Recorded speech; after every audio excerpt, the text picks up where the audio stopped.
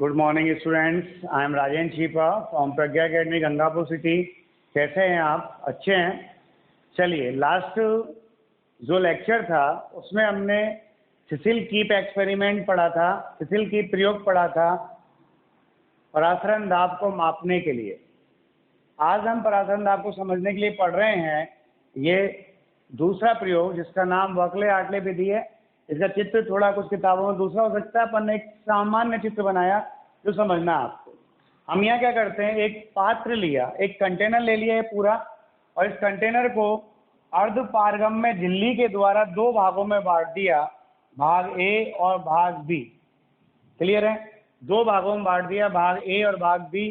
भाग ए में शुद्ध विलायक भरा हुआ है और भाग बी में विलयन भरा हुआ है। भाग ए पर पिस्टन P1 है और भाग बी पर पिस्टन P2 है। ये दोनों पिस्टन बाहरीन और घर्षणहीन है। क्लियर? और यहाँ पर ये ए और ये बी जो है वो इनकी प्रारंभिक स्थिति है। क्लियर है? यहाँ तक समझ में आया? क्या करा अपन ने, एक पात्र लिया जिसमें अर्धपारगम में झिल्ली लगाकर उसको दो भागों में बांट दिया, भाग ए और भाग बी। क्लियर? और भाग ए और भाग बी दो भागों में बांट दिया, तो भाग ए में पिस्टन P1 लगा हुआ है, भाग बी में पिस्टन P2 लगा हुआ है।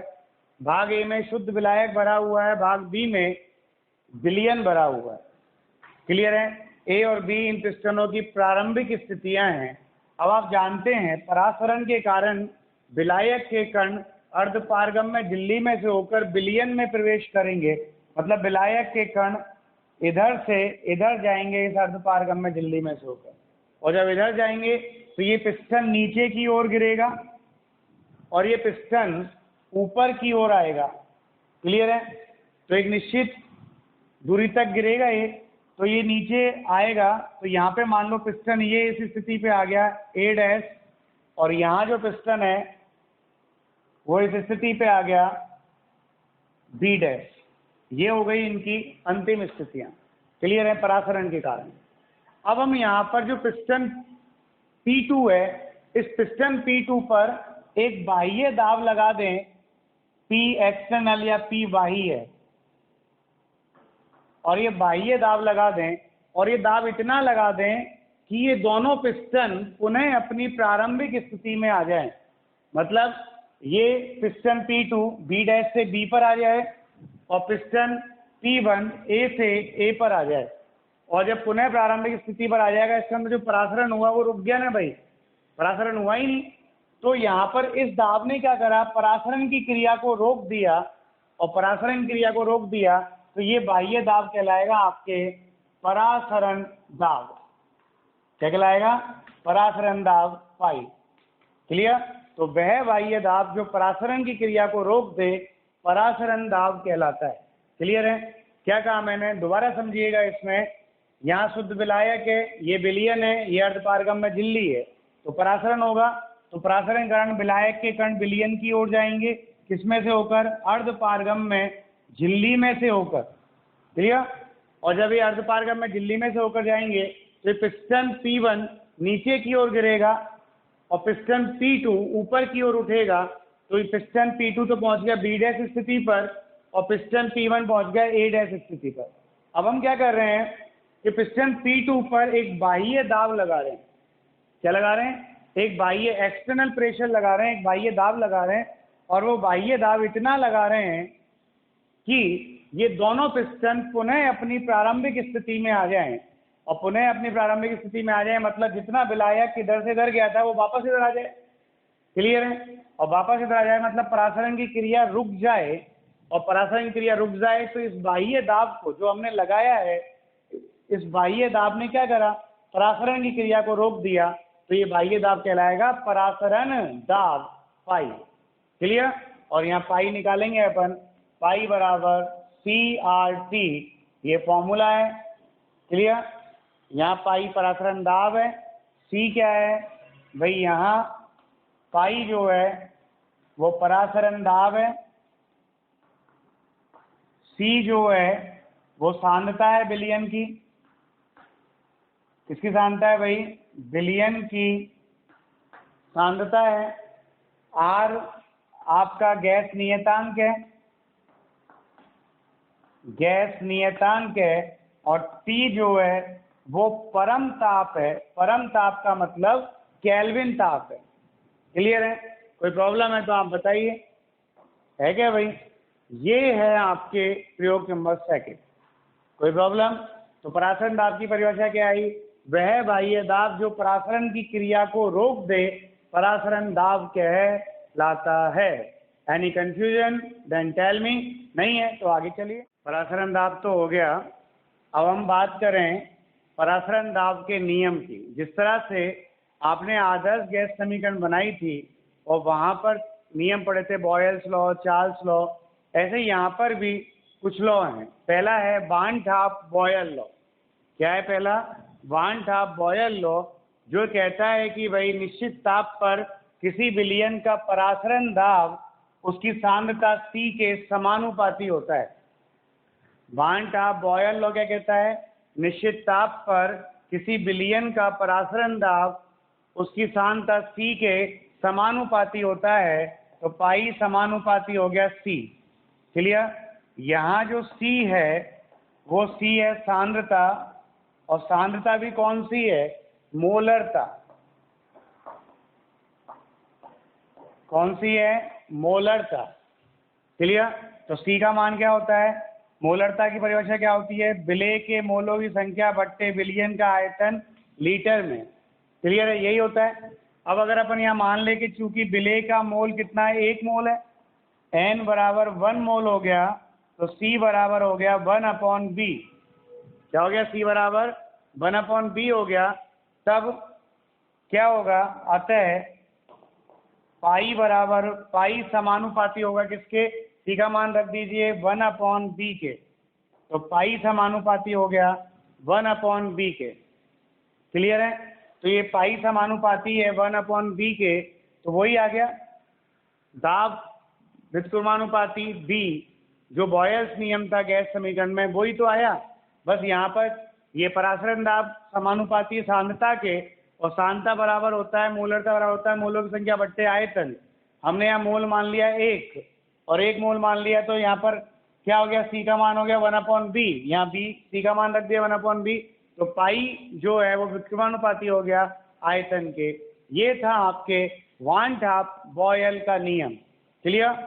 चलिए अब हम बात करें सेकंड नियम की, जिसका नाम है वान ठाप दाब ताप नियम।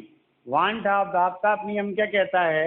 ये नियम कहता है कि निश्चित सांद्रता पर या तनुता पर किसी विलयन का परासरण दाब उसके परम ताप T के समानुपाती होता है। पाई समानुपाती T। क्लियर?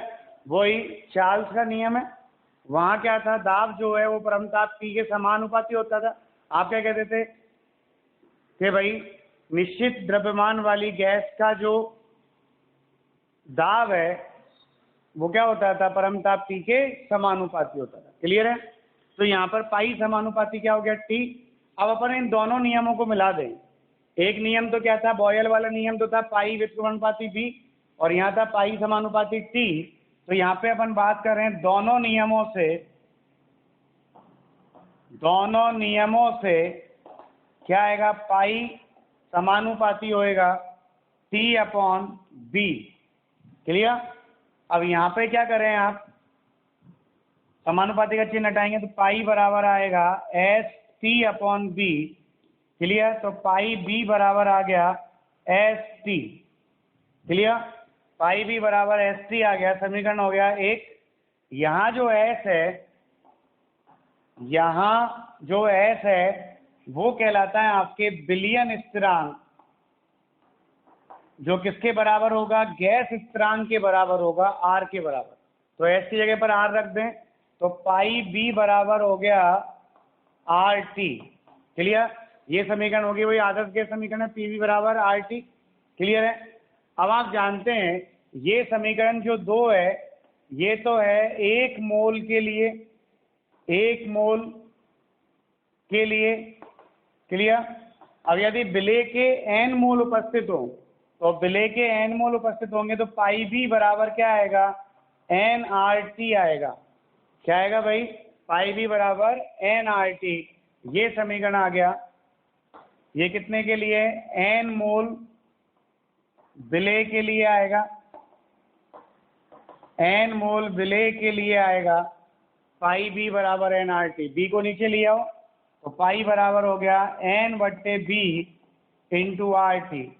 एन बट्टे बी क्या होती है, सांद्रता होती है सी, मोलरता होती है ना भाई, मोलक संख्या बट्टे आयतन, तो पाई बराबर आ गया सी आर टी।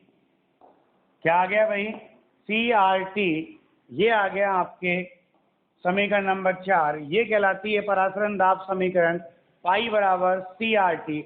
यहाँ सी क्या है, मोलरता है, आर गैस स्थिरांक है और टी परम ताप है। सी क्या है यहाँ सी जो है वो मोलरता है।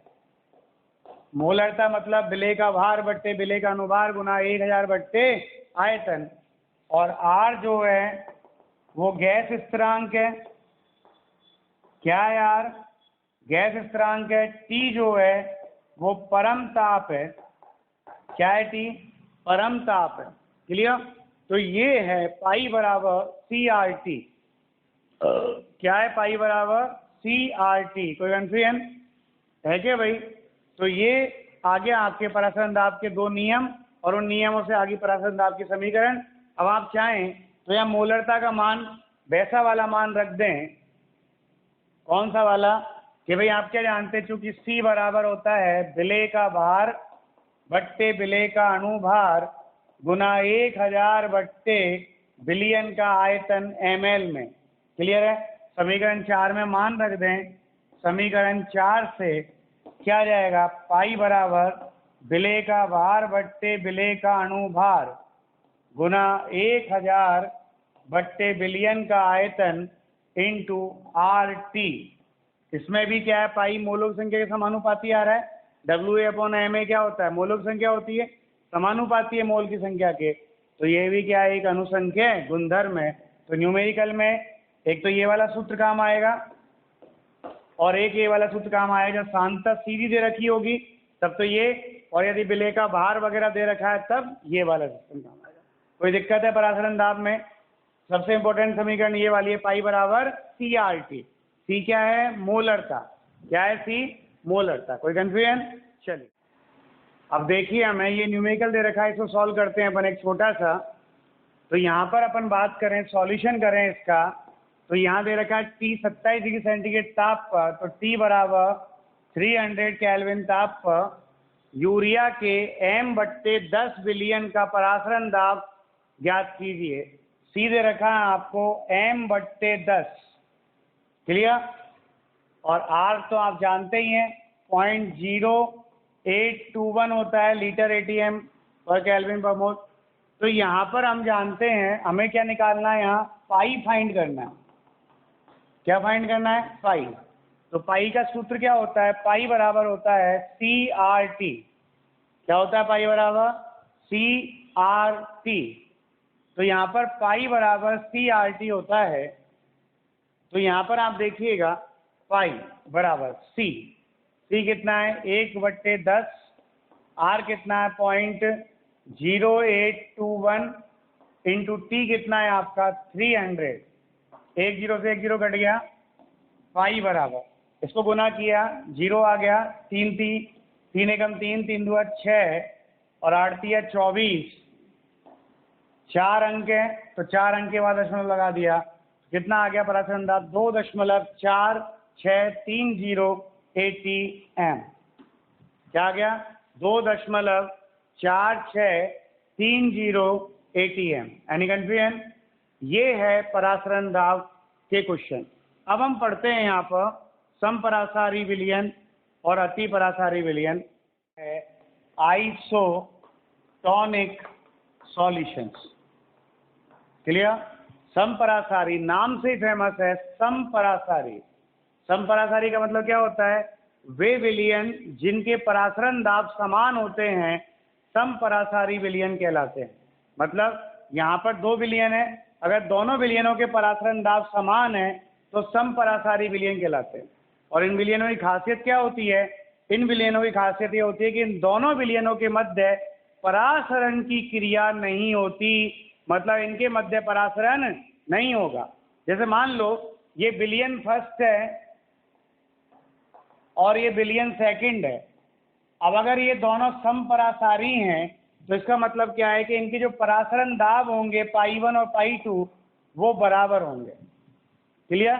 और जब परासरण दाब बराबर है तो यहाँ पर क्या आएगा, C1RT बराबर C2RT, RT से RT कट गया तो C1 बराबर क्या आ गया, C2 आ गया। इसका मतलब क्या है, यहाँ पर सांद्रताएं समान हो गई। क्या हो गई, सांद्रताएं समान हो गई। तो जो दो समान सांद्रता वाले विलयन होते हैं उन्हें हम कहते हैं समपरासारी विलयन। और जब यहाँ पर समपरासारी विलयन है तो इसका मतलब इन दोनों विलयनों के मध्य परासरण की क्रिया नहीं होती, परासरण की क्रिया नहीं होती, इनके मध्य परासरण नहीं होगा। तो जहाँ समपरासारी विलयन आ जाएंगे वहाँ परासरण नहीं होगा। अब बात आती है समपरासारी के साथ साथ दो विलयन और होते हैं, एक अति परासारी और एक होता है अल्प परासारी। क्लियर? कौन कौन से होते हैं, एक तो अति परासारी और एक होता है अल्प परासारी विलयन। तो दो विलयन पढ़ रहे हैं हम यहाँ पर। समपरासारी तो क्लियर है। समपरासारी का मतलब ऐसे दो विलयन जिनके परासरण दाब समान होते हैं समपरासारी विलयन कहलाते हैं। इनकी सांद्रताएं भी समान होती हैं और इनके मध्य कोई भी परासरण की क्रिया नहीं होती। क्लियर? तो यहाँ पर हम बात करें अति परासारी विलयन व अल्प परासारी विलयन। तो अति परासारी व अल्प परासारी विलयन। क्लियर? अब यहाँ ये दो विलयन है, मान लो विलयन फर्स्ट और विलयन सेकंड है। विलयन फर्स्ट का परासरण दाब π1 है और विलयन सेकंड का परासरण दाब π2 है। तो मान लो इन दो विलयनों में से विलयन फर्स्ट का परासरण दाब ज्यादा है, तो वे दो विलयन या दो विलयनों में से वह विलयन जिसका परासरण दाब अधिक होता है वो तो कहलाएगा अति परासारी।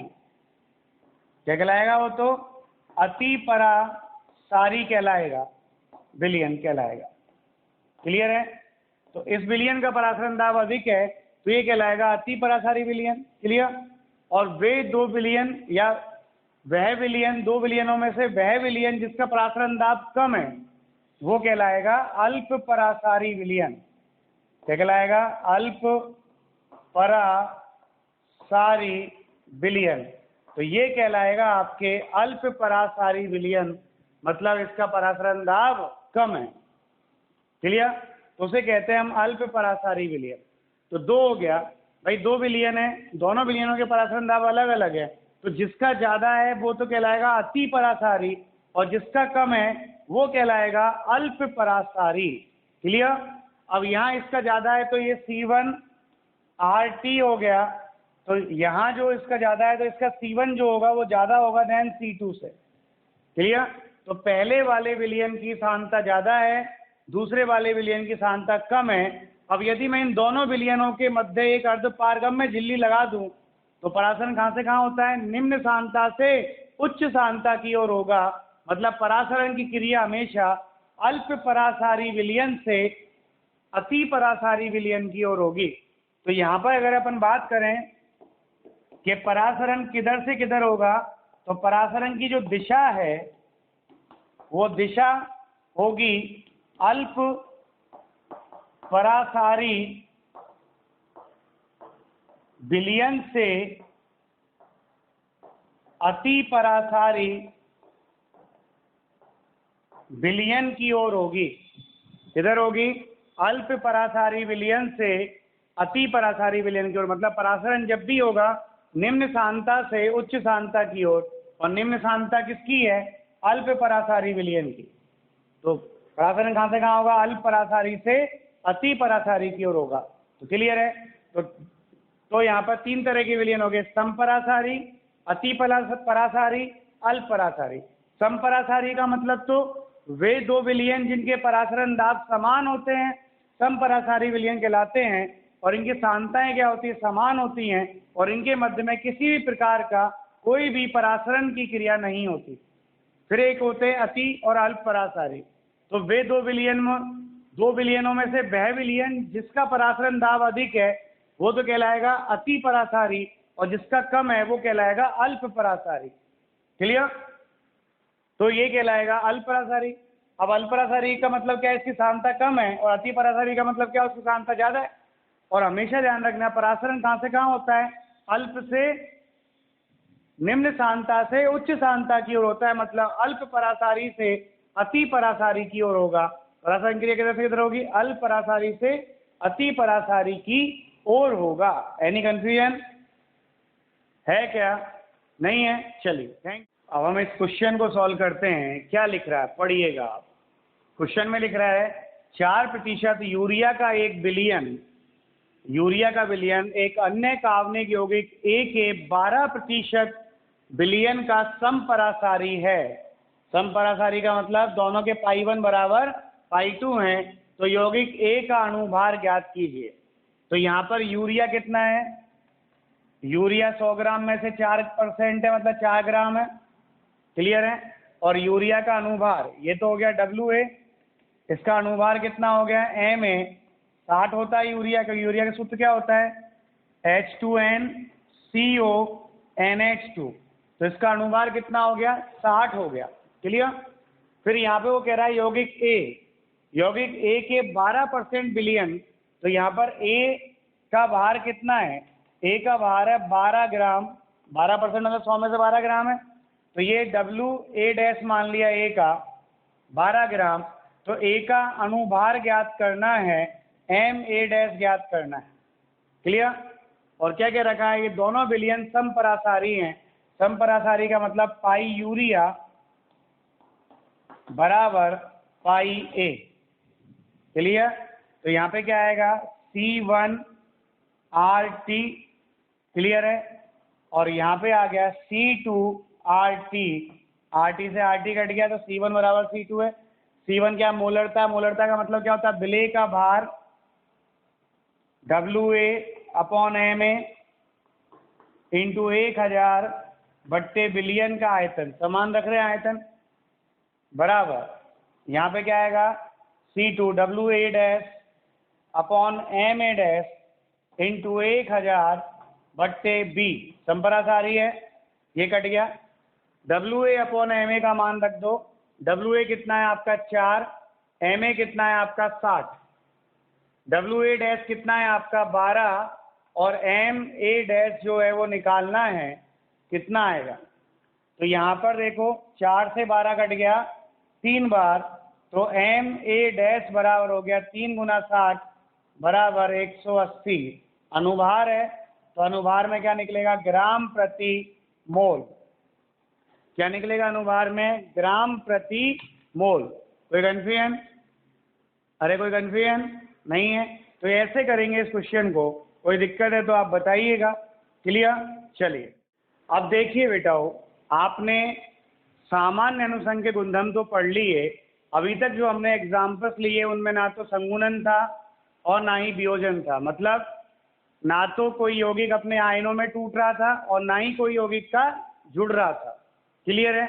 अब अगर कोई भी यौगिक आयनों में टूटेगा तो आप जानते हैं टूटने पर कणों की संख्या चेंज होगी, और कणों की संख्या चेंज होगी तो वहां पर अनुसंग के गुणधर्म भी चेंज होगा। आपने कुछ न्यूमेरिकल देखे होंगे जिनमें आपका आंसर आपके सिंपल कंसेप्ट से नहीं आ रहा होगा, उनका आंसर अब आएगा आपके वांछात गुणांक वाले कंसेप्ट से। क्योंकि वहां पर आपने देखा होगा यौगिक जो है वो आयनिक है, या तो वो आयनित हो रहा था, और अगर कार्बनिक था तो संगुणित हो रहा था।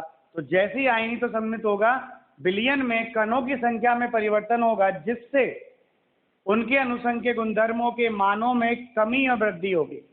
क्लियर? तो जो हमारा आ रहा था उससे डिफरेंट आएगा। तो हम सबसे पहले यहाँ बात करते हैं असामान्य अणुभार या असामान्य आणविक द्रव्यमान या एबनॉर्मल मॉलिक्यूलर मास। असामान्य, तो यहाँ पर हमने मान लिया कि हमने ये विलेय लिया, और जब इस विलेय को मैंने विलायक में घोला, तो विलायक में घोलने पर इस विलेय का ना तो आयनन होता है और ना ही संगुणन होता है। आयनन का मतलब ना तो ये टूट रहा है, वैद्युत अपघट्य नहीं है, मतलब ये अपने आयनों में वियोजित नहीं हो रहा। क्लियर? और ना ही ये जुड़ रहे हैं, तो इनका संगुणन भी नहीं होता। तो इन जो विलेय है, इन विलेय का जो अनुभार आता है वो वास्तविक अनुभार के समान आता है। क्या कहा मैंने? इनका जो अनुभार आता है वो वास्तविक अनुभार के समान आता है, तो उसे कहते हैं सामान्य अनुभार, नॉर्मल मॉलिक्यूलर मास। क्लियर है? जैसे यूरिया ले लिया आपने, तो यूरिया का वियोजन नहीं हुआ। अभी तक आपने जितने भी क्वेश्चन लिए अनुसंज्ञ गुणधर्म में, या तो यूरिया था या शर्करा थी, अभी तक कोई भी आयनिक यौगिक नहीं लिया आपने, अब लेंगे। तो यूरिया का संगुणन भी नहीं हो रहा, ना वियोजन हो रहा, तो ये जो यूरिया का अनुभार है वो 60 के 60 ही आएगा, वो चेंज नहीं होगा। तो ये अनुभार तो कहलाएगा सामान्य अनुभार। क्या कहलाता है? सामान्य अनुभार। लेकिन कुछ विलेय ऐसे होते हैं, कुछ पदार्थ ऐसे होते हैं जिनको विलायक में डालने पर या तो उनका आयनन हो जाता है और या उनका संगुणन हो जाता है। और जब उनका आयनन और संगुणन होता है तो वे पदार्थ जिनका विलयन में आयनन या संगुणन होता है के अनुभार उनके वास्तविक अनुभार से भिन्न प्राप्त होते हैं, अलग आते हैं। और वास्तविक अनुभार से अलग आते हैं तो उस अनुभार को हम कहते हैं असामान्य अनुभार, एबनॉर्मल मॉलिक्यूलर मास। क्या कहते हैं उसे? असामान्य अनुभार कहते हैं। क्लियर?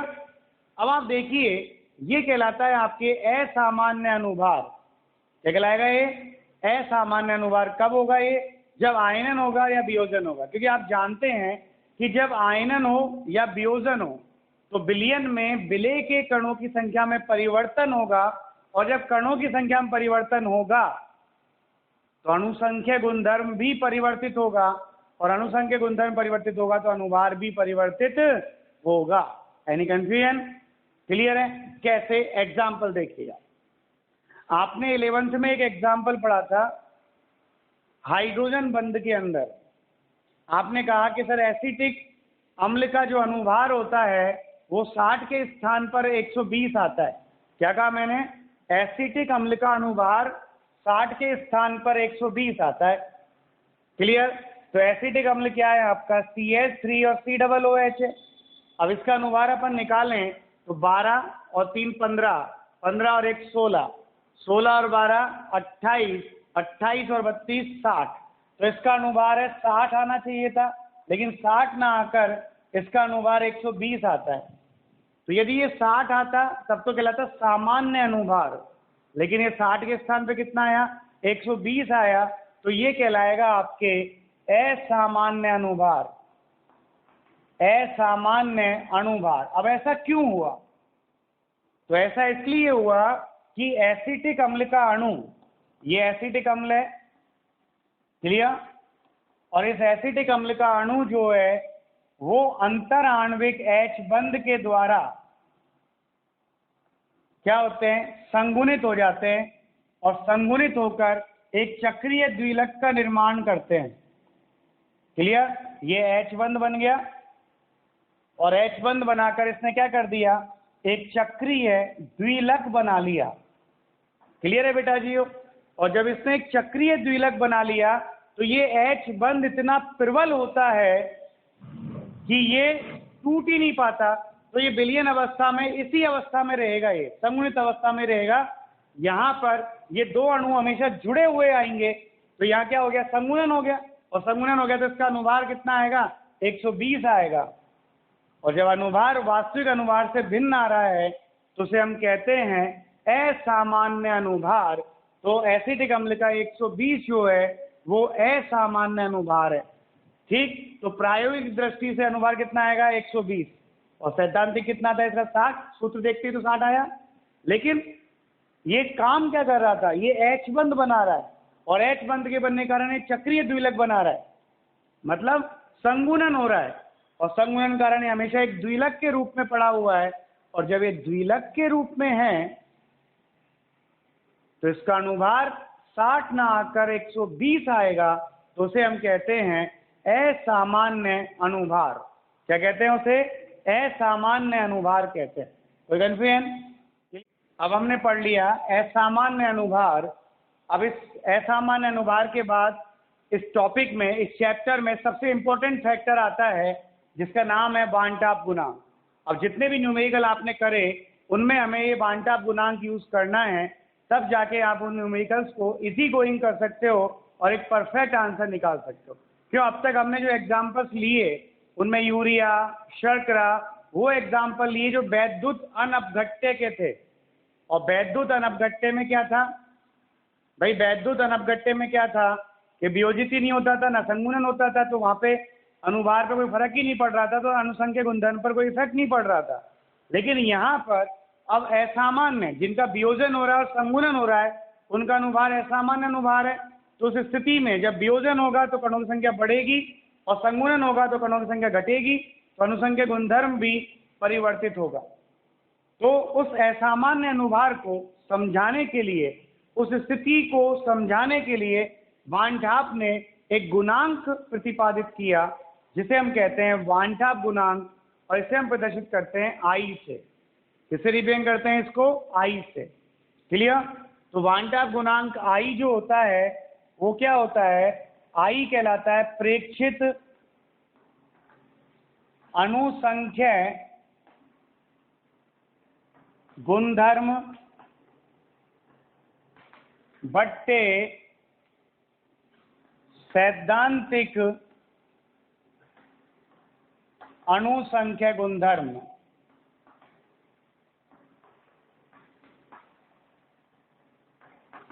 क्लियर? तो सैद्धांतिक अनुसंख्य गुणधर्म के तो सबके सूत्र बना चुके हैं अपन, चारों निकाल चुके, तो वो आएगा प्रेक्षित अनुसंख्य गुणधर्म बट्टे सैद्धांतिक अनुसंख्य गुणधर्म। अब आप जानते हैं कि जो अनुसंख्य गुणधर्म है वो समानुपाती होते हैं विलयन में उपस्थित विलेय के मोलों की संख्या के। क्या कहा मैंने? अनुसंख्य गुणधर्म जो है वो समानुपाती होते हैं विलयन में उपस्थित विलेय के मोलों की संख्या के। क्लियर? और जब ये विलयन में उपस्थित विलेय के मोलों की संख्या के समानुपाती होते हैं तो हम यहाँ पे क्या लिख दें भाई? समानुपाती है तो क्या आ जाएगा? आयोटा बराबर प्रेक्षित विलेय के मोलों की संख्या और बट्टे सैद्धांतिक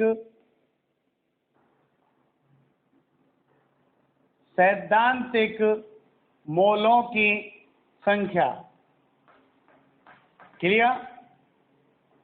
तो यहां पे लिख दें विलेय के, ऐसे लिख दें इसको, विलेय के प्रेक्षित मोलों की संख्या बट्टे विलेय के सैद्धांतिक मोलों की संख्या। अब आप क्या जानते हैं? मोल बराबर होता है भार बट्टे अनुभार, यही होता है ना भाई, WA/MA। तो मोलों की संख्या क्या है? अनुभार के व्युत्क्रमानुपाती है। तो मैं यहाँ पे ये लिख दूं व्युत्क्रमानुपाती आएगा तो प्रेक्षित मोलों की संख्या प्रेक्षित अनुभार के व्युत्क्रमानुपाती है और सैद्धांतिक मोलों की संख्या सैद्धांतिक अनुभार के व्युत्क्रमानुपाती है। तो ऊपर क्या पहुंच गया? ऊपर पहुंच गया सैद्धांतिक अनुभार। तो यहाँ पे आएगा विलेय का सैद्धांतिक अनुभार, विलेय का सैद्धांतिक अनुभार बट्टे विलेय का प्रेक्षित अनुभार। जैसे अभी मान लो आपने एसिटिक अम्ल के लिए लिखा था तो सैद्धांतिक अनुभार तो 60 था और प्रेक्षित अनुभार जो आया था वो 120 आया था वास्तविक। तो आयोटा कितना हो गया? 60 बट्टे 20, 120 बराबर 0.5। क्लियर है? ये ऐसे निकालेंगे। अनुभार सैद्धांतिक तो सूत्र देख के आ जाएगा डायरेक्ट ही, और प्रेक्षित जो है वो या तो देगा या निकलवाएगा। ठीक है ना? तो अपन निकाल देंगे तो ये मान आ जाएगा आयोटा का। तो यहाँ पे ये आ गया। क्लियर? अब यहाँ पर ये सैद्धांतिक अनुभार बट्टे प्रेक्षित अनुभार आ गया। अब आप देखिए यहाँ पर हमें जो अब ज्ञात करना है, फाइनल न्यूमेरिकल जो सॉल्व करना है, ये जो टॉपिक जिसके लिए अपन पढ़ा रहे हैं वो फाइनल न्यूमेरिकल में अब हमें प्रेक्षित अनुसंख्य गुणधर्म निकालना है, क्योंकि हमेशा वही निकालना है जो वास्तविक है। ठीक है? सैद्धांतिक तो एक अलग चीज है, वास्तविक प्रायोगिक मान निकालना है। तो प्रायोगिक मान है प्रेक्षित अनुसंख्य गुणधर्म। ये क्या होगा फिर? सैद्धांतिक गुना आयोटा होगा ना भाई, बांटा गुणांक से गुना करना पड़ेगा। तो मैंने यहाँ कह दिया आयोटा बराबर, मैं इसमें अब सभी अनुसंख्य गुणधर्मों को रखता हूं, तो आयोटा बराबर आएगा डेल्टा पी प्रेक्षित बट्टे डेल्टा पी सैद्धांतिक। क्लियर? तो यहां पर डेल्टा पी प्रेक्षित जो आएगा, क्या हो गया वो, डेल्टा पी सैद्धांतिक गुना आयोटा। तो अब तक आपने जितने सूत्र पढ़े उन सभी सूत्रों में आयोटा से गुना हो जाएगा। क्लियर है? तो यहाँ पे जो डेल्टा पी सैद्धांतिक था, डेल्टा पी सैद्धांत प्रेक्षित जो आएगा, मतलब वाष्प दाब में अवनमन जो आएगा प्रेक्षित, वो कितना आएगा, वो था iota into P nought into W A upon M A into M B upon W B. यही सूत्र था ना भाई। तो जो सूत्र था वाष्प दाब में अवनमन का, वो सूत्र किससे गुना हो गया, आयोटा से। इतना सा कंसेप्ट चेंज होगा बस, और कुछ चेंज नहीं होगा। तो आप यहाँ पर अब 4 सूत्र बनाएंगे दोबारा से, और वो चारों सूत्रों को देखिएगा आप क्या बनाया अपन ने, इसके ऊपर डिपेंड करेगा। क्लियर? तो आप यहाँ देखिएगा, आपने यहाँ पे प्रेक्षित अनुसंख्य गुणधर्म बराबर क्या हो गया, प्रेक्षित अनुसंख्य गुणधर्म बराबर क्या हो गया, आयोटा गुना सैद्धांतिक अनुसंख्य गुणधर्म। तो ये आ गया प्रेक्षित अनुसंख्य गुणधर्म बराबर किससे गुना होगा, ये आयोटा से, आयोटा गुना सैद्धांतिक अनुसंख्य गुणधर्म। क्लियर? ये गुना कर दिया अपन। क्लियर है? और जैसे आपको यहाँ पे डेल्टा पी प्रेक्षित दे निकालना है, वाष्प दाब में आपेक्षिक अवनमन निकालना है, तो यहाँ पे क्या आएगा, आयोटा इंटू डेल्टा पी सैद्धांतिक। क्या हो गया ये, आयोटा इंटू डेल्टा पी सैद्धांतिक आएगा। और आयोटा इंटू डेल्टा पी सैद्धांतिक, तो ये कितना हो गया, आयोटा डेल्टा पी का मान क्या था, P nought into W A upon M A into M B upon W B. ये सूत्र हो गया। तो सूत्र वही है, बस अब आयोटा से गुना करना है। और आयोटा कहाँ पर काम करना है, जहाँ पे आपको वैद्युत अपघट्य दे रखा हो, जैसे NaCl, CuCl2, K2SO4, KNO3, जिनका वियोजन हो सकता है, या कार्बोक्सिलिक एसिड दे रखे हो जिनका संगुणन हो सकता है, वहाँ हमारा आयोटा आएगा। बाकी जहाँ यूरिया है, शर्करा है, वहाँ आयोटा का मान 1 होता है, तो वो सामान्य सूत्र आएगा। क्लियर है? जैसे क्वथनांक उन्नयन था, डेल्टा टीबी प्रेक्षित बराबर क्या आएगा, आयोटा इंटू डेल्टा टीबी सैद्धांतिक। तो सूत्र क्या बन गया, सूत्र क्या बन गया, डेल्टा टीबी प्रेक्षित। बस ये इतना सा चेंज करना है, जितने भी आपने सूत्र बनाए उन सबको आयोटा से गुना करना है। और जब भी न्यूमेरिकल सॉल्व करें आप आयोटा का ही यूज करें। बस जहाँ संगुणन और वियोजन नहीं हो रहा वहाँ आयोटा का मान 1 है, मतलब वैद्युत अनअपघट्य के लिए आयोटा 1 होगा, और जो वैद्युत अपघट्य होगा या जहाँ पर वियोजन और संगुणन हो रहा होगा वहाँ आयोटा का मान अपन निकालना सिखाएंगे, वो मान यहाँ पे रखना है, आपका आंसर आ जाएगा। तो डेल्टा टीबी सैद्धांतिक, तो डेल्टा टीबी प्रेक्षित बराबर कितना आएगा, आयोटा इंटू क्या आएगा, आयोटा इंटू डेल्टा टीबी सैद्धांतिक। डेल्टा टीबी सैद्धांतिक का मतलब क्या होता है, केबी इंटू एम होता है। तो यहाँ पे हमने लिख दिया Kb into m. Clear? M for molar था। क्लियर है? ये सूत्र हो गया। क्लियर है? अब अगर अपन यहाँ बात करें हिमांक अवनमन की बात करें, तो हिमांक अवनमन में क्या आता है, डेल्टा टी एफ प्रेक्षित बराबर iota into delta T F सैद्धांतिक। एक बार देख लेते हैं वो कोना दिख रहा है कि नहीं दिख रहा, नहीं दिख रहा हो तो भी सेट कर देते हैं। थोड़ा सा सैद्धांतिक नहीं दिख रहा है, तो ये दिख गया। ठीक है, तो डेल्टा टी एफ प्रेक्षित equals to iota into delta T F सैद्धांतिक। तो डेल्टा टी एफ जो ओरिजिनल आएगा प्रेक्षित वाला, वो पूछे या नहीं पूछे, हमें प्रेक्षित ही निकालना होता है हमेशा। वो क्वेश्चन में के या नहीं के, हमें प्रेक्षित निकालना हमेशा। और आयोटा का यूज हमें करना है। कैसे पहचानोगे? वहां आपको यदि वैद्युत अपघट्य दे रखा है, कोई भी आयनिक यौगिक दे रखा है या कोई भी कार्बोक्सिलिक अम्ल दे रखा है, तो वहां आयोटा आएगा। मतलब वो ये कहता है संगुणन हो रहा है या वियोजन हो रहा है, तो आयोटा आएगा। तो यहाँ आयोटा बराबर डेल्टा टी एफ का मान क्या होता था? के एफ इंटू एम था, मोलल था, यही था ना भाई। तो ये नया सूत्र हो गया, आयोटा इंटू के एफ इंटू मोलल था, वही सेम सूत्र था, बस यहाँ पे आयोटा से गुना करना है। अब ऐसे ही अपन परासरण दाब की बात करें, पाई प्रेक्षित बराबर पाई सैद्धांतिक इंटू किससे गुना होगा? ये आयोटा से। क्लियर? आई से गुना होगा। तो पाई प्रेक्षित क्या होगा भाई? आई इंटू सी आर टी। क्या होगा भाई? आई इंटू सी आर टी। कोई कंफ्यूजन? ये है वांटाप गुणांक आने के बाद अनुसंख्यक गुणधर्म में होने वाला परिवर्तन। अब आपको जितने भी न्यूमेरिकल है इस चैप्टर के, इन चारों अनुसंख्यक गुणधर्मों के, उनको ये आयोटा का यूज करते हुए सॉल्व करना है। क्लियर? अब आप समझ लें कि जिनका आयनन और वियोजन नहीं होगा, मतलब जो वैद्युत अनअपघट्य हैं, जो अपने आयनों में नहीं टूटते या जो संगुणित नहीं होते, उनके लिए आयोटा का मान 1 होता है। तो 1 रखते ही वो पुराने वाले सूत्र आ जाएंगे। लेकिन जहां पर आपको मान लो वैद्युत अपघट्य दे दिया जिनका आयनन हो रहा है, या कार्बोक्सिलिक अम्ल दे दिया जिनका संगुणन हो रहा है, तो वहां पर आयोटा का कुछ ना कुछ मान आएगा, वो मान यहाँ रखेंगे और रख के अपन आंसर निकालेंगे। अब हम देखते हैं आयोटा का मान निकालना कि वियोजन के केस में आयोटा कैसे निकलेगा और संगुणन के केस में आयोटा कैसे निकलेगा। क्लियर? चलिए अब देखिए, हम आयोटा का मान निकालना सीखते हैं और अब हम संबंध निकाल रहे हैं आयोटा और वियोजन की मात्रा अल्फा में। तो ये वैद्युत अपघट्य आएगा तो वैद्युत अपघट्य का वियोजन जरूर थोड़ी हर बार 100% हो, कितना ही परसेंट हो सकता है, दुर्बल होगा तो परसेंटेज चेंज भी हो सकता है।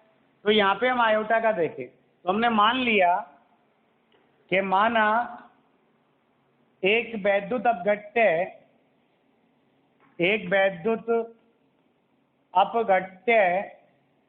एन का वियोजन निम्न प्रकार होता है, और ए एन का वियोजन निम्न प्रकार होता है ऐसे। ए एन है, ये एन आयनों में टूट रहा है, एन ए में टूट रहा है। क्लियर? तो टी बराबर 0 पर इसका जो मोल था वो 1 मोल है, और ये टूटा ही नहीं तो 0 मोल था। जैसे इसको बिलियन में डाल दिया, टी बराबर टी पर यानी साम्य पर। क्लियर? ये इसमें से अल्फा वियोजित हो गया, तो यहाँ पर जब ये 1 से एन बन रहा है तो अल्फा निकलेगा, अल्फा वियोजित होगा तो एन अल्फा बनेंगे ना भाई। क्लियर? अब ये आगे प्रेक्षित मोल, अब मोल ये है मतलब बिलियन में, तो यहाँ पर जो आया प्रेक्षित मोलों की संख्या, और प्रेक्षित मोलों की संख्या कितनी है बेटा जी? आपके 1 minus alpha plus N alpha. Clear? ये प्रेक्षित मोल है, कितना? 1 plus N minus 1 into alpha, ये प्रेक्षित मोल है। और सैद्धांतिक मोल तो 1 मोल ही था शुरू में। कितना था? 1 मोल। तो आयोटा का मान क्या था? आयोटा कैसे निकालेंगे? आयोटा जो निकालते थे अपन, आई बराबर क्या सूत्र लगता था? प्रेक्षित मोलों की संख्या बट्टे सैद्धांतिक मोलों की संख्या। क्लियर? प्रेक्षित मोलों की संख्या बट्टे सैद्धांतिक मोलों की संख्या।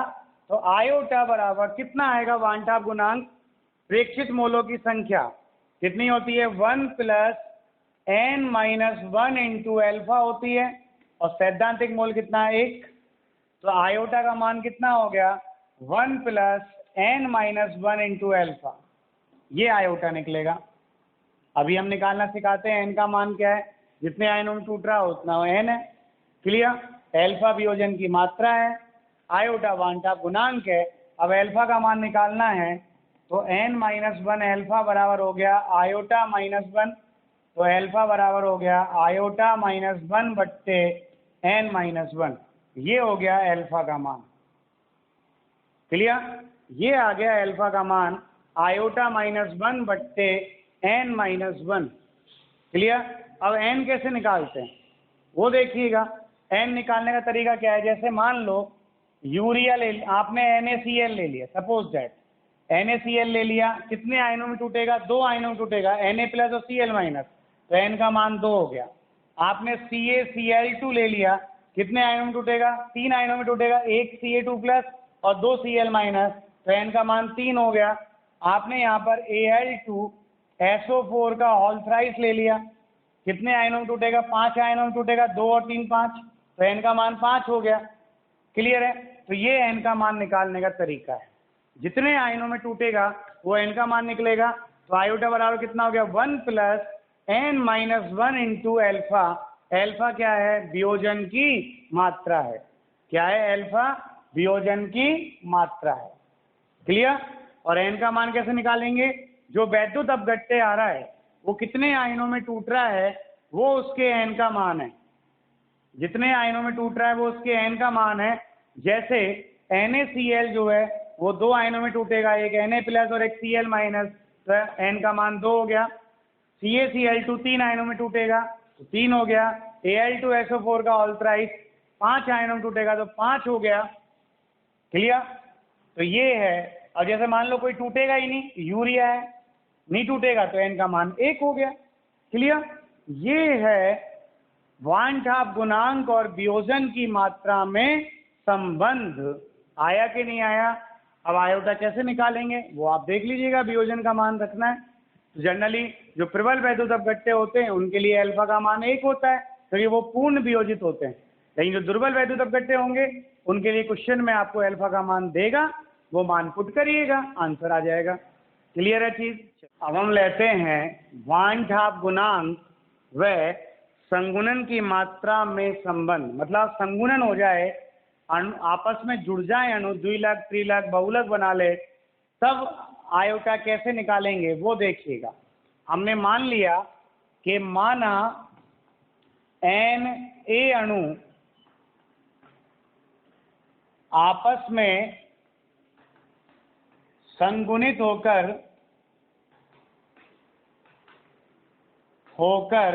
एक अणु An बनाते हैं। मतलब n अणु में जुड़कर एक अणु बना रहे हैं, तो Na बराबर हो गया An, एक अणु हो गया। T बराबर 0 पर इसका जो मोल है वो 1 मोल है, सैद्धांतिक मोल 1 हो गया। ये तो कुछ था ही नहीं T बराबर 0 पर। T बराबर T पर, साम्य पर, इसमें से मान लीजिए कि एल्फा वियोजित हो गया, तो n से 1 बन रहा है, तो 1 से 1 बट्टे एल्फा बनेगा। भाई n से 1 है, n से कितना 1 है, तो 1 से कितना आएगा? 1 बट्टे n आएगा। क्लियर?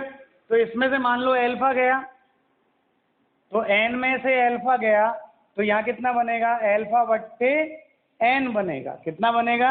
एल्फा बट्टे n। क्लियर? तो यहाँ अगर अपन से कोई कहे कि सर प्रेक्षित मोलों की संख्या क्या होगी, तो प्रेक्षित मोलों की संख्या होगी कितनी? 1 माइनस एल्फा प्लस एल्फा बट्टे n। तो यहाँ पर 1 माइनस एल्फा, तो यहाँ पर आ गया 1, एल्फा कॉमन ले लिया तो plus 1 by n minus 1 into alpha. Clear है? ये आ गया प्रेक्षित मोलों की संख्या। तो I बराबर क्या होता है? बांटा गुणांक क्या होगा? प्रेक्षित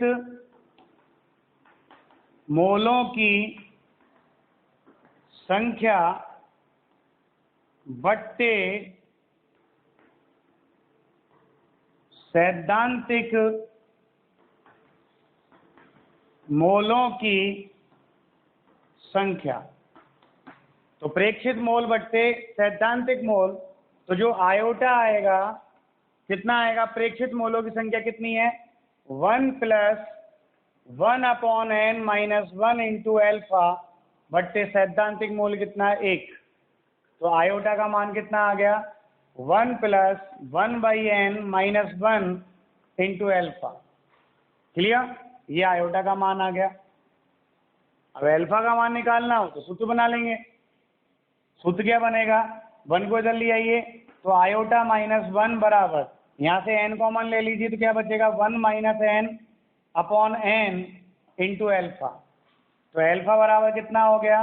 n into iota -1 upon 1 - n। Clear? कोई प्रॉब्लम है तो आप बताइए। क्लियर है? ये है एल्फा का मान निकालना। कोई दिक्कत है तो आप बताइएगा। क्लियर है बेटा? कोई प्रॉब्लम है आपको तो आप बताइएगा। क्लियर? अब n का मान कैसे निकालते हैं वो देखिएगा। n का मान कैसे निकालेंगे? तो जैसे मान लो वो कहता है कि द्विलक बना रहा है या त्रिलक बना रहा है ना?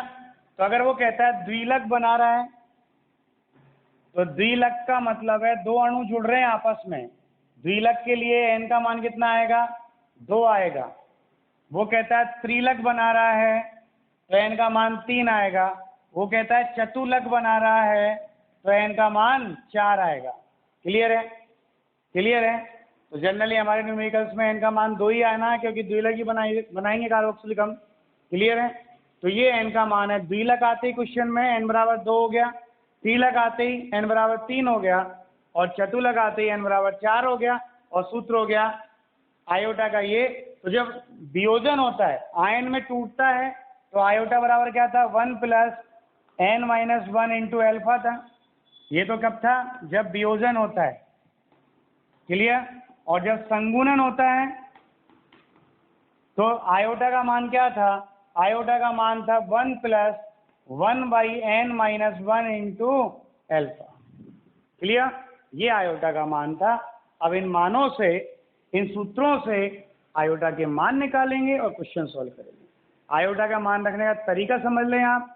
जहां वो कहता है, या तो आप क्वेश्चन पढ़ लीजिए, उसमें वैद्युत अपघट्य दे रखा हो NaCl, KCl, CuCl2, CuSO4, K2SO4, KNO3, कोई भी वैद्युत अपघट्य दे रखा हो, या वो बोलता है वियोजन होता है या संगुणन होता है, तब तो आयोटा का मान रखना है। और यदि वो कहता है कि यहाँ वियोजन या संगुणन नहीं होता है तो हमें आयोटा का मान नहीं रखना है। क्लियर? चलिए, थैंक यू। अब हम लेते हैं इस चैप्टर का लास्ट टॉपिक, जिसका नाम है प्रतिलोमन परासरण, व्युत्क्रम परासरण, प्रतीप परासरण या विपरीत परासरण, और इंग्लिश में एक ही नाम है रिवर्स ऑस्मोसिस, जिसे हम कहते हैं रिवर्स ऑस्मोसिस, मतलब RO। तो जो RO सिस्टम है वो कैसे वर्क करता है वो देखिएगा। तो ये क्या कहता है? ये व्युत्क्रम परासरण का मतलब ये है कि जब किसी विलयन पर, क्या कहा मैंने? जब किसी विलयन पर उसके परासरण दाब से अधिक दाब आरोपित किया जाता है। क्या बोला मैंने? जब किसी विलयन पर उसके परासरण दाब से उच्च दाब आरोपित किया जाता है तो परासरण की क्रिया उल्टी हो जाती है। उल्टी का मतलब अब विलायक के जो कण हैं, वो विलायक के कण विलयन से शुद्ध विलायक की ओर प्रवाहित होते हैं। इस प्रक्रिया को कहते हैं व्युत्क्रम परासरण। भाई, सामान्य परासरण में तो क्या होता था? विलायक के कण शुद्ध विलायक से विलयन की ओर जाते थे, लेकिन यहाँ पर विलायक के कण विलयन में से विलायक की ओर जाते हैं। क्लियर है? तो हमने क्या कहा? जब किसी विलयन पर, क्या कहा? जब किसी विलयन पर उसके परासरण दाब से उच्च दाब आरोपित किया जाता है। क्या कहा मैंने? जब किसी विलयन पर उसके परासरण दाब से उच्च दाब आरोपित किया जाता है तो परासरण की क्रिया उल्टी हो जाती है। मतलब विलायक के कण विलयन से विलायक की ओर प्रवाहित करते हैं, शुद्ध विलायक की ओर प्रवाहित करते हैं। इस प्रक्रिया को कहते हैं हम प्रतिपरासरण या व्युत्क्रम परासरण या प्रतिलोमन परासरण या विपरीत परासरण, RO, जो क्या काम आता है? खारे पानी को शुद्ध पानी में बदलने के काम आता है। हम RO सिस्टम यूज करते हैं घर में। तो यहाँ क्या होता है, ये जैसे एक प्रक्रिया ले ली अपन ने, मान लो यहाँ पर मैंने एक कंटेनर ले लिया। इस कंटेनर में बीच में मैंने लगा दिया सेमी परमीबल मेम्ब्रेन, एक झिल्ली लगा दी, सेमी परमीबल मेम्ब्रेन, अर्ध पारगम्य झिल्ली लगा ली। फिल्टर लगता है ना RO में, वो फिल्टर लगा दिया है। और यहाँ भर दिया समुद्री जल। क्या भर दिया? समुद्री जल। बाहर बारिश हो रही है, समुद्री जल या खारा पानी भर दिया और इस पर लगा दिया एक पिस्टन, पी लगा दिया। क्लियर? और इधर हमने भर दिया शुद्ध जल। क्या भर दिया? शुद्ध जल। क्लियर?